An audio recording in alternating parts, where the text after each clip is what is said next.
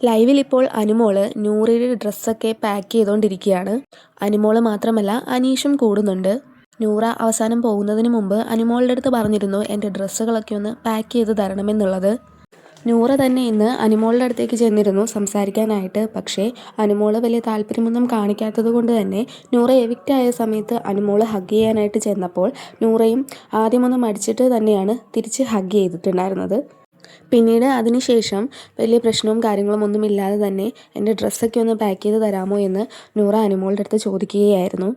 Ticket to finale ലഭിച്ചിട്ട് top 5-ൽ കയറാൻ പറ്റാതെ പോയ ആദ്യത്തെ മത്സരാർത്ഥിയാണ് നൂറ എന്നാണ് എനിക്ക് തോന്നുന്നത്. കാരണം ഇതിനു മുമ്പ് BBM ചരിത്രത്തിൽ ഇതുപോലെ ടിക്കറ്റ് ടു ഫിനാലെ കിട്ടിയിട്ട് ഫൈനലിൽ എത്താൻ സാധിക്കാതെ പോയ മത്സരാർത്ഥികൾ ആരും തന്നെ ഉണ്ടായിട്ടില്ല എന്ന് തോന്നുന്നു. എന്തായാലും മണിക്കൂറുകൾ മാത്രം നിൽക്കെ ഒരു എവിക്ഷനിലൂടെ വീണ്ടും ഒരാളും കൂടി പുറത്തേക്ക് പോയിട്ട് ഇപ്പോൾ വീട്ടിലുള്ളത് ടോപ്പ് 5 ആണ്. ഈ ടോപ്പ് 5-ൽ നിൽക്കുന്ന ആളുകളുടെ റാങ്കിങ് നിങ്ങൾക്ക് താഴെ ഒന്ന് കമൻറ്റ് ചെയ്യാൻ പറ്റുമെങ്കിൽ കമൻറ്റ് ചെയ്യുക. അപ്പോൾ പുതിയൊരു അപ്ഡേറ്റുമായിട്ട് വീണ്ടും കാണാം.